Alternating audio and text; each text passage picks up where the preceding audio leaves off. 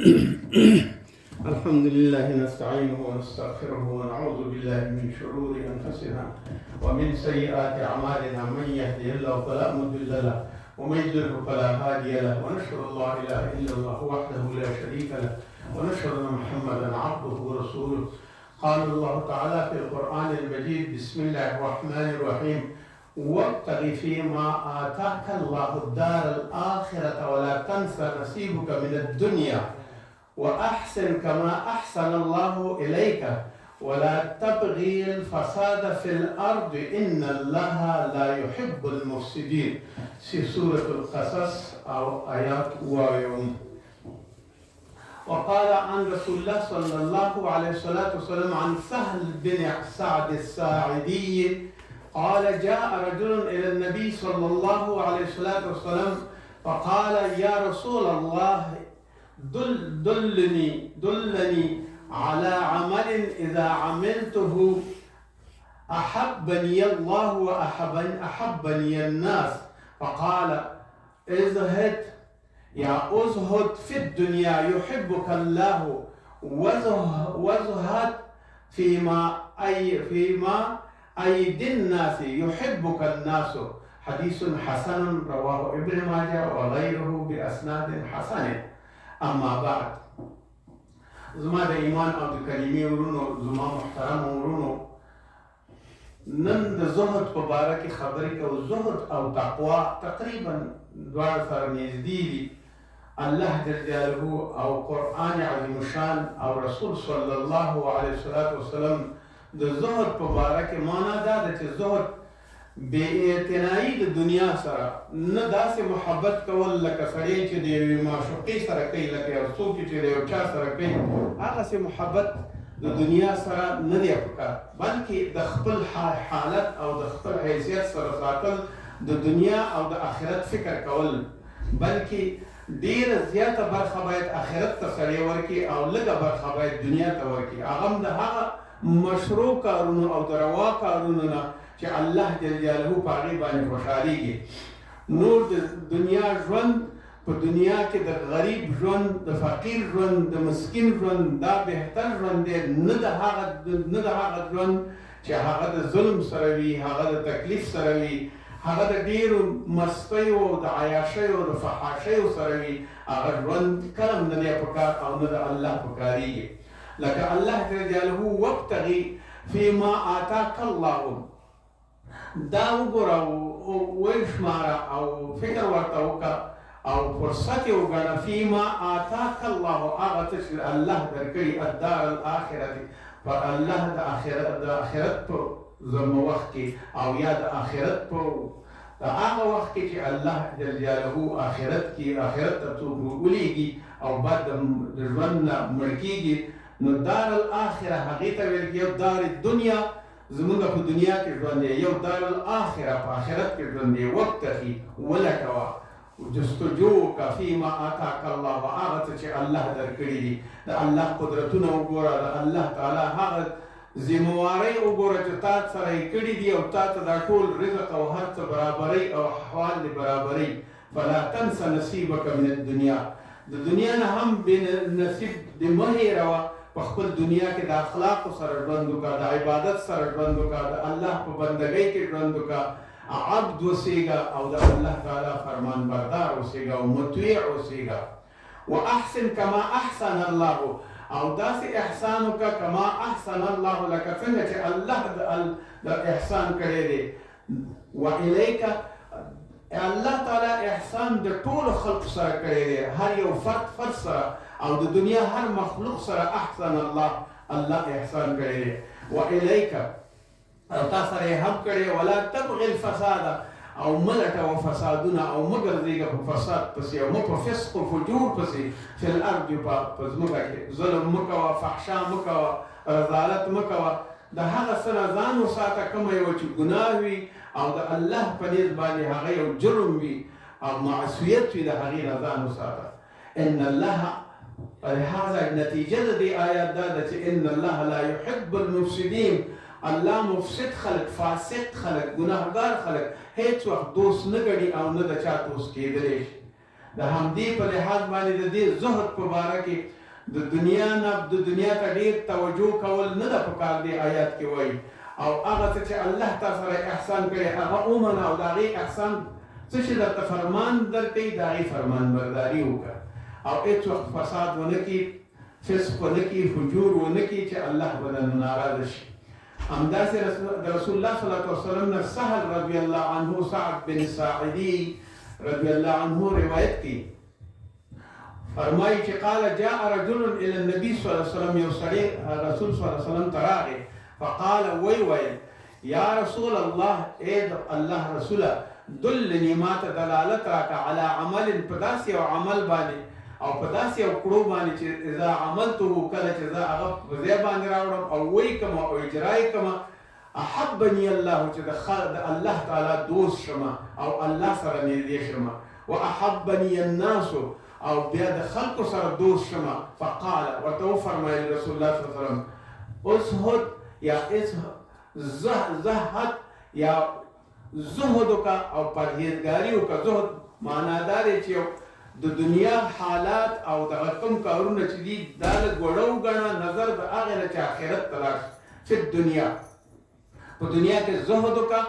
یحبک الله الله به دې دوست ګڼي لکه څنګه چې په آیات کې ویل چې حسنه وکړه الله به دې دوست کړي وزهد او بیا زهد وکړه فی ما فی ایدي الناس د هغه څه نه چې د خلکو سره دي مثلا هغه څه ته چې الله هغه څه چې خلک غواړي او د هغې ته میلان کوي او د هغې پسې ځي د هغه څیزونو نه د خلکو نه لرې اوسېږه هغې سره هغه مه غواړه د هغې دوستي مه کوه په هغه څه کې چې هغه د الله تعالی دنیا ده او یا هغه معیشت دی او یا عیش و عشرت دی هغه مه غواړه او د خلکو هغه رغبت مه کوه کوم یو چې خلک هغې ته رغبت کوي فلهذا ته به د خلکو دوست شي. د حدیث او د آیات نه دواړو معناګانې دا دي اشتمل هذه الحديث على وصيتين عظیمتين دا په دوو غټو نصیحتونو باندې دا حدیث بنا شوی دی او دا آیات شریف هم چې کوم یو احداهما الزهد اول د دې زهد او پرهیزګاري ده فی الدنیا فی ایدی الناس وانه مقتد لمحبة الناس کله چې ته د دنیا سره محبت ونه کړي او دنیا سره ډېر لاړ نه شي او کوم یو شی چې د خلکو په لاسونو کې دی د هغې نه لرې ایدي الناس د هغو په لاس کې دی د هغې نه لرې اوسېږه ځکه چې هغو به هر څه کوي دنیا به غواړي هر څه به کوي. نو زهد د هغه څه نه چې د خلکو په لاس کې وي او یا د خلکو سره هغه موجود وي او دې ته ورته د هغه رغبت مه کوه کوم یو چې خلک ورته رغبت کوي فلهذا دلته د محبت الله د الله محبت به در سره شي. وانه مقتد لمحبة الله دا اقتضا دا ده چې دا غواړي چې دا د محبت د الله در سره یو ځای شي ځکه چې تا زهد وکړه د دنیا نه لرې شوي کوم شی چې خلک غواړي محبت هغې سره محبت لري او ته یو داسې بندی چې صرف د الله سره محبت لري نو الله به دې دوست کړي او د دې مقتضا دا ده چې د الله تعالی دوستي پکار ده. والثانیة دویم الزهد فيما في أيدي الناس في أيدي الناس أنه مقتد لمحبة الناس هغه پرېږده چې خپل محبت د خپل دنیا سره کوي دویم او ته د هغې نه لرې اوسېږه او هېڅ وخت د هغو سره مه نږدې کېږه. فأما الزهد كم الزهد دي في الدنيا في الدنيا فقد كسر في القرآن الإشارة إلى مدحه قرآن كده دي إشارات دو زهد دير زياد شوي دي أو سريد تنبيه كري دي أو يخكري دي إلى ذم الرغبة في الدنيا دنيا ورطريرة بدخ كار شوي دا أو زميمة دا أو بدأي غني شتاغي ترغبتو كي مثلا الله جل جلاله فرماي قل متاع الدنيا قليل والآخرة خير لمن اتقى. قل متاع الدنيا متاع او يوشين لرل دولت لرل او هر حیثیت باندې منصب لرل ژوند ښه کول د هر څه سره جوړ دا متاع الدنیا قلیل دا لږه وخت دی څو ورځې دي او بېرته به دلته دنیا کې مسافر دی ته مسافر یې په دې لاره کې نو باید ته د دنیا سره رغبت کم وکړي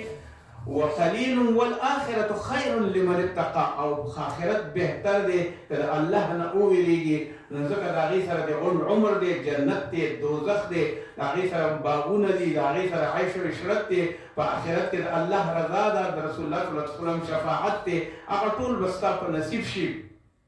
خیر لمن اتقى ولا تظلمون فتیلا. او کله به تا باندې د یو تار قدر د یو کجوري یا د یو خورما یا د یو تمر په منځ کې یو تار وي سپین، د هغه تار قدر ظلم به هم په تا باندې ونه شي. یعنې یو وړوکی تار، یو وړوکی شی چې وي د هغې قدر ظلم به هم په تا باندې ونه شي. سورة النساء. والأحاديث في ذم الدنيا وحقارتها عند الله كثيرة جدا. د الله په نسبت باندې او د رسول په نسبت باندې حقارت د دنیا ډیر زیات دی او هغې تحقیره ګڼلې، سپکه یې ګڼلې د دنیا. مثلا فعن جابر ان رضي الله عنه ان النبي صلى الله عليه وسلم مر بسوق والناس كنفيه. رسول الله صلی الله علیه وسلم په یوه لاره کې روانو او د یوې خواته د دې لارې فمر بجد اسکر، یو وړوکی بزغاله یا یو وړوکی د چیلې بچی هغه مړ شوی او اسک و، غوږونه یې ډېر واړو اسک و د ډېر وړو غوږونو خاوند او روز شوی او جدا ډېر واړه غوږونه و. فعن جابر اسک یعنې د غوږونه واړو والا شی میتن مړو او مردار شوی و. فتناوله فاخذ باذنه. رسول صلی الله علیه وسلم هغه واخیسته او وویل باذنه، د غوږونو نه یې ونیو د دې وړو غوږونه. فقال ایکم یحب ان هذا له بدرهم. څوک شته دی چې دغه مړه چیلی یا وزه یا دغه بزغاله په پیسو باندې واخلي چې دا خرابه شوې ده او مرداره شوې ده. فقالوا ویل صحابه کرام ما نحب انه لنا بشیء،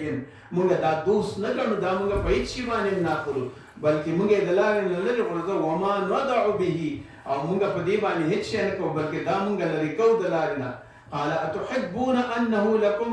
آیا تاسو دا دوست ګڼئ؟ رسول الله صلی الله علیه وسلم پوښتنه کوي صحابه. قالوا والله لو كان حيا كان عيبا فيه، او که چېرته ژوندی و هم په دې کې عیب و، لانه اسک، ځکه دا د وړو غوږونو خاونده ده او غوږونه یې نشته دی. فکیف وهو میت، نو چې مړه شوه او مرداره شوه او بیا میته شوه نو دا خو بیخي زموږ نه ده پکار. فقال والله الدنيا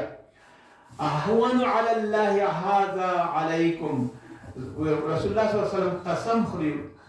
وی دنیا الله ته د دې نه هم سپکه ده او ډېره وړه ده، لکه د یو مردارې چیلۍ غوندې هم ورته ډېره وړه ده. عن ابو ذر رضي الله عنه قال قال رسول الله صلى الله عليه وسلم ما زهد عبد، هیڅ وخت ابو ذر رضي الله عنه فرمایي زهد ونه کړ هغه سړي فی الدنیا، په دنیا کې الا ان انبت الله الحکمة في قلبه، یا انبتت حکمة في قلبه. محسسین وی زرغونه که د ده په زړه کې انبته، انبته دا معنا انبته، داسې زرغونه که الحکمة حکمت فی قلبه د انسان په زړه کې، وانطق بها او بیا په هغې باندې خبرې وکړې، لسانه د هغې خبرو، یعنې دې ته یې دومره حکمت ورکړ چې په دې حکمت په واسطه باندې دې خبرې شروع کړې او دې وصیت شروع کړ. وبصره، او بیا دې ولیده د عیب الدنیا، دغه غیب د دنیا او خرابوالی د دنیا. ودائن ودوائن، او د دې سره د مرض سره چې دا غیب یو مرض دی په دنیا کې، د دې سره دوا هم شوه. دا حکمت دومره اندازه پوره شو چې د دې د حکمت دوا وخوړله، نو دې الله جل جلاله د هغه تکلیفونو مصیبتونو نه خلاص کړ. او واخر منها، او اخر د دې چې د دې ټولو شیانو سالمن، دې سالم شو د دې ټولو هر څه نه، یعنې د دې په حکمت په نتیجه کې دې دومره سالم شو الى دار السلام، چې داخل شو په دار السلام کې، یعنی جنت کې داخل شو، د دې جنت نصیب شو. رواه البهقي. څنګه چې د انسان څومره دنیا بد راځي، په هماغه اندازه باندې الله د هغې سره محبت کوي هر څومره چې د دنیا نه لرې کېږي هماغومره الله جل جلاله د انسان سره احسان کوي. لکه وایي قال الله تعالی انما الحیات الدنیا لعب ولهو، دغه ټوله دنیا یو چټیات دي، عبثیات دي، لوبې دي، لهو دي او لعب دي. وتؤمنوا وتتقوا، مگر هغه څوک چې ایمان راوړي وتتقوا او د الله تقوا وکړي، بیا دا کله چې دا تقوا وکړي نو بیا څنګه کوي یؤتونکم وتتقوا یؤتکم اجورکم، تاسو ته د دې برخه درکوي، د دې اجر درکوي، د دې عزت درکوي په آخرت کې راکوي. ولا يسألكم اموالکم، تاسو نه مال نه غواړي مگر هغه مال چې د زکات، صدقې یا د خیرات یا د مسکینانو لپاره دی، هغه نه غواړي. نور تاسو نه الله تعالی مال نه غواړي بلکې تاسو ته الله تعالی مال درکوي. نو د دې په لحاظ باندې باید سړی دومره پوه شي چې د دنیا مال هیڅ نه دی او د آخرت بقا همیشه لپاره ثابته ده. وعن سهل بن سعد عن النبي صلى الله عليه وسلم، سهل رضي الله عنه رسول الله صلى الله عليه وسلم روايته قال لو كانت الدنيا تعدل عند الله جناح بعودة، كثيرت دا الدنيا د یو مش د یو ماشي د وزر قدر الله جل جلاله ته د یو پشي د وزر قدر الله ته اهمیت لرلې، ما سقا کافرا منها شربتا، کله کافر د دین یو ګوټ هم نه کړی، یو شربت او یو څه مزه به ته نه ویارسته. معنى الزهد في الدنيا وأقوال السلف، أقوال السلف داري. ومعنى الزهد في شيء الإعراض عنه استقلال بكيد دعاغت سنة كم يو دنيا واحتقاره أو داغيب سبكا، وارتفاعه الهمة عنه يقال شيء زهيد، زهيد يعني الزهد نعتقل شيء دا الدنيا يو شيء دير ضعيفة دي او ډیر وړوکی دی. اي قليل حقير، یعنی ډیر حقیر او قلیل شی دی دنیا. نو زهد د دې لپاره دی چې ته د هغې معنا داسې واخلې چې دنیا نه باید رخصت واخلي او دنیا باید یو طرف ته کړي، ځکه چې زهد ډیر سخت دی. يزهد زهدا فهو زاهد من زهادته وقد ترد بمعنى الرخيص، يعني زاهد د هغه زهد فعل او زاهد د دې فاعل شو، دې ته دنیا داسې یو رخیص شی ښکاره کېږي، یو وړوکی شی ښکاره کېږي چې د دې ټولې دنیا نه قلیل او حقیر شی هماغه دی. وقد تكلم السلف من بعدهم في تفسير الزهد في الدنيا وتنوعت عباراتهم، مختلف عبارات دي د پخوانو سلفو چې د دنیا د توهین دپاره یې ټول خبرې کړي دي او ټول هر څه خلکو ته ښودلي دي، ځکه چې دا د دنیا توهین دی او د دنیا سپکاوی دی چې سړی دنیا سره محبت کوي، بلکې دا محبت سړی دوزخ ته بوځي او دوزخ ته یې رسوي. وعن ابي ذر رضي الله عنه قال النبي صلى الله عليه وسلم الزهادة في الدنيا، زهاد په دنیا کې لست بتحریم، دا نه معنا نه لري چې ته حرام وګرځې. المال مال خپل یعنی حلال مال خپل حرام وګڼي، دا دنیا کې زهاد او زهد نه دی. ولكن الزهاد، بلکې زهاد او زهد هغه څه دی په دنیا په دنیا کې ان لا تكون او ته به نه اوسېږي بما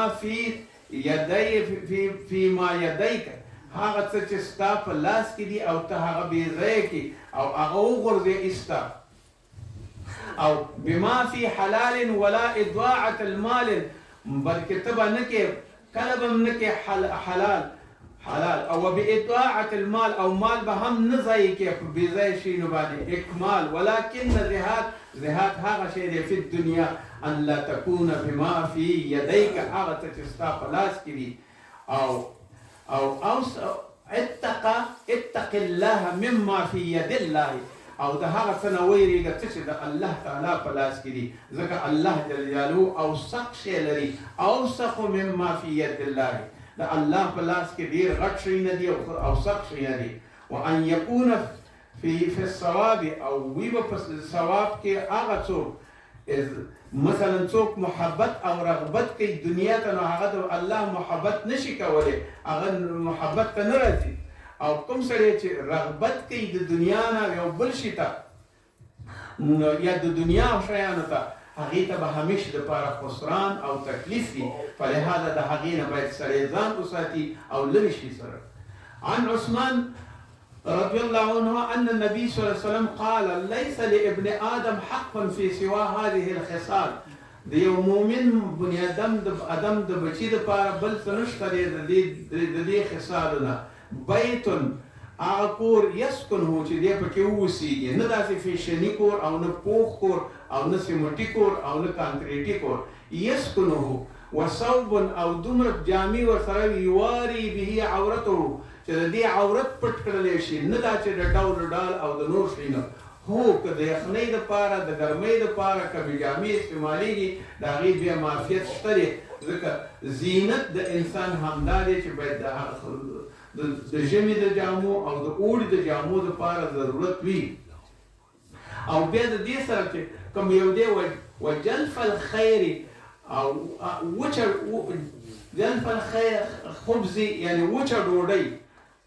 وجلف الخیر یعنی خبز یعنی وچه ډوډۍ خوړل صرف، نه دا چې نور شی ورسره. والماء او اوبه څښل عادي صورت باندې، رواه الترمذي. دا د رسول الله صلی الله علیه وسلم هغه دی چې کور ولري، یعنی بینحال کور ولري، خپل سکونت دې پکې وکړلی شي بس. دا یو شو. دویم دومره جامې ولري چې عورت دې پکې پټ شي. هو که د یخنۍ او د ګرمۍ معذرتونه وي هغې سره بیا پروا نشته دی، بیا کولی شي چې ځان پټ کړي او دروسې کړي. او بیا هغه وچه ډوډۍ چې صرف وچه ډوډۍ درته ورسېږي دې باندې شکر وباسه. نور شیونه که خورې د الله تعالی نعمتونه هغه هم د حلالو نه روا دي، خو صرف که تا ته دا ډوډۍ ورسېدله. والماء او هغه اوبه چې ودې څښلې دې ته زهد ویلی کېږي. دا زهد دی یعنې ترک د دنیا دی د الله په لاره کې. کله چې ترک د دنیا په الله په لاره کې راغی نو ضرور خبره ده چې خپل عیش او عشرت خپل ټول هغه مصلحتونه به پرېږدي کوم یو چې په آخرت کې موجود دي، د هغې لپاره بیا پرېږدي. او د دې لپاره چې دنیا د ډېرو شیانو نه د ادم د بچي یا د زوی لپاره د ډېرو افعالو نه ډکه ده.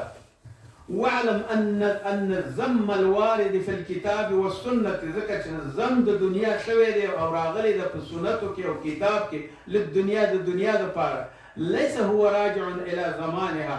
الذي هو الليل والنهار. هغه زمان غوندې نه ده او نه د زمان غوندې کېدلی شي. هېڅ وخت نشي کېدلی. تاسو وګورئ دا شپه ده او دا ورځ ده. دا مثال داسې راځي لکه الله جل جلاله فرمایي په قرآن عظیم الشان کې بسم الله الرحمن الرحیم هو الذي جعل الليل خلفة لمن اراد ان يذكر او اراد شکورا.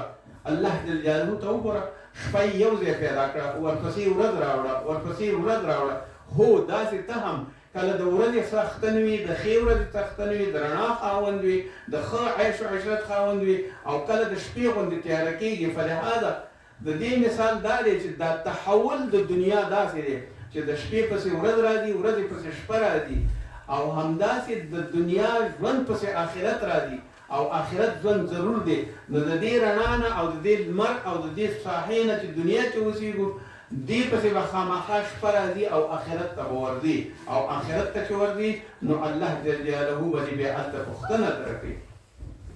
او نه دا چې لبس یا اخصل ولبس الذم راجعا الى مكان الدنيا الذي هو ارض التي جعلها الله لبني ادم مهادا وسكنا فان ذلك كله من نعمه الله. کله چې تو لباس غوندي یا په نور شینا غوندي هغه څه چې د دنیا نه مثلا هغه استعمال د هغه شیانو د هغه کپړو چې هغه ناروا وي هغه باندې کې نور الله تعالی تا ته دا پیدا کړي دي او ته به په دې کې خامخا به اوسېږي پکې. دا ټول د نعمت د الله نه دی. مکان دی، که د دنیا عیش و عشرت دی، که د دنیا نور هغه شیان دي چې ته په دنیا کې به دا ټول د دنیا نعمتونه دي. خو د دې سره په انصاف باندې چلیدل، په حوصله باندې چلیدل، د خپل ځان مطابق هماغسې حرکت کول، نه دا چې د حد نه اضافه او اضافه والی وکړي. عن ابي هريره رضي الله عنه قال قال رسول الله صلى الله عليه وسلم، رسول الله صلى الله عليه وسلم فرمایي الدنيا سجن للمؤمن، الدنيا د مؤمن دپاره دوزخ دی، زندان دی. وجنة للكافر، او دنیا د جنت د کافر دپاره جنت ده. د مسلمان دپاره دنیا جنت دوزخ دی. او سجن دی او د کافر دپاره دنیا جنت دی خو د مسلمان دپاره په هغې دنیا کې جنت دی او هلته د کافر دپاره بیا دوزخ دی نو هغه په دوزخ کې ولیږي او ته بیا په جنت کې نو د جنت دپاره د دنیا ټول عیش او عشرت لرې که ظلم لرې که تکلیف لرې که عادتونه او فعلونه او اقوال دې داسې جوړ که چې الله درنه راضي وي الله جل جلاله فرمایي اعلموا انما الحیات الدنیا لعب وله داسې یو عمل وکړئ او داسې وپېژنئ او په دې پوه شئ چې دنیا لهو لعب دی یو څو ورځې دې تېرې شي دلته کار کول هلته کار کول سبا ورځ ژوند کردن جان کردن په خپله باندې به ځي د دنیا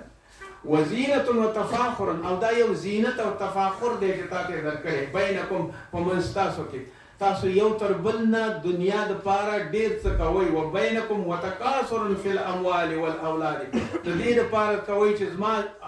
اولاد زیات شي زما مال زیات شي زما غنا زیات شي زما نه قارون جوړ شي زما نه فرعون جوړ شي زما نه بل یو داسې یو سړی جوړ شي چې هغه ټول عمر حرام خوري نو هغه الله فرمایي اعلموا انما الحیات الدنیا لعب وله دا لهو لعب دی د دنیا وزینة او دا هغه زینت دی وتفاخر او هغه فخر کول دی بینکم په منځ تاسو کې یو د بل سره سیالي کوئ مالونه پیدا کوئ وتکاثر فی الاموال والاولاد او تاسو کوشش کوئ چې اولادونه هم زیات وي بچي هم زیات وي ځمکه هم زیاته وي منصبونه هم زیات وي د عظیم شان کرسۍ خاوندان یې د فرعونیت دعوه وکړئ د قارونیت دعوه وکړئ غریبو ته سپک وګورئ بل څه وکړئ سورة الحدید باید د انسان سره دا فکر وسیږي چې هیڅ وخت د الله د حدود او د پولو نه وانوړي تلک حدود الله فلا تقربوها هیڅ وخت د الله د حدودو ته مه نږدې کېږئ ځکه چې د الله جل جلاله حدود هغه دي هغې چې کوم منع کړي لکه فرمایي الله جل جلاله ان الذين لا يرجون لقاءنا وردوا بالحیات الدنیا هغه کسان چې نه لري په دې باندې یقین چې زما سره به یو ځای کېږي او ما ته به راځي وردوا بالحیات الدنیا او دو په راځي دي په دنیا کې هرې پیښې او هر کارونه کوي واطمئنوا بها او په دنیا باندې ځانونه مطمئن کړي ځان نه قسم قسم خراب خلک جوړ کړي ځان نه ابو جهل او ابي لهب جوړ کړي دي والذي هم عن آیاتنا غافلون او دوی زما د دې نشانو د دنیا نه او زما د دې نښونه او زما د دې خدایي نه او زما د دې الوهیت نه دوی غافل دي او نشي کولی اولئک مأواهم النار د دې خلکو ځای هغه ځای دی کوم یو چې اور دی بما کانوا یکسبون ځکه چې دوی کړي دي هغه کسبونه وهکذا دغه خلک چې دغه د الله تعالی هغه زشت خلک دي چې دوی صرف دنیا واخیسته او آخرت یې پرېښود لکه ټول کفار که موسی علیه السلام یهودو ته څومره نصیحتونه کول که ابراهیم خلیل الله کول او که سلیمان علیه السلام کول او که داود علیه السلام کول او که محمد رسول الله صلی الله علیه وسلم خلق او کفار ته څومره نصیحتونه کول خو هغوی د دنیا په زینت باندې او په قشنګۍ باندې او په دې باندې چې دا وغولیدل ځکه د دنیا ټول شیان یې په لاس کې واخیستل او آخرت یې خپل ضایع کړ او د آخرت د ضایع کېدو سره د دوی نفسونه دومره په تنګ شو چې آخرت کې د دوی ځای نشته دی نو دوی د الله تعالی کوم شهوات چې دي کوم ذوقونه چې دي کوم یو نور کارونه چې دي د نفس دپاره او یا د عزت دپاره او یا د جاه و جلال دپاره دوی وکړل هغه آخرت کې ځان سره نه دي بلکې هلته به درې کسان درسي اقربا به دې بېرته د قبر نه راستنېږي مال به دې بېرته پاتې کېږي په کور کې او هغه څه چې تا سره ځي په آخرت کې عمل به ستا دي فرمای اعمل للدنیا كأنك تعيش ابدا واعمل للآخرة كأنك تموت غدا د دنیا د پاره داسې عمل وکړه چې ته د ټول عمر د پاره ژوندی یعنې ښه زهد وکړه ښه تقوا وکړه ښه حلال وخوره او د حرامو نه ځان وساته ښه اخلاق وکړه اجتماعي ژوند وکړه قانوني ژوند وکړه حقوقي ژوند وکړه دا ټول ژوند ښه په تېر کړه ځکه چې دنیا کې ستا ورځې شپې دي داسې فکر وکړه او کله چې ته آخرت ته فکر شي نو عمل داسې عمل وکړه چې ته سبا ته مړ کېږې ځکه ته څه خبرې ته خو د بل چا په لاس کې د ستا او ستا هر څه د بل چا په لاس کې دي اللهم اغفر لنا ولوالدينا ولجميع المؤمنين والمؤمنات والمسلمين والمسلمات. ربنا اغفر لنا ولإخواننا الذين سبقونا بالإيمان ولا تجعل في قلوبنا للذين آمنوا ربنا إنك رؤوف رحيم. وصلى الله على خير خلقه محمد وآله وصحبه أجمعين برحمتك يا أرحم الراحمين.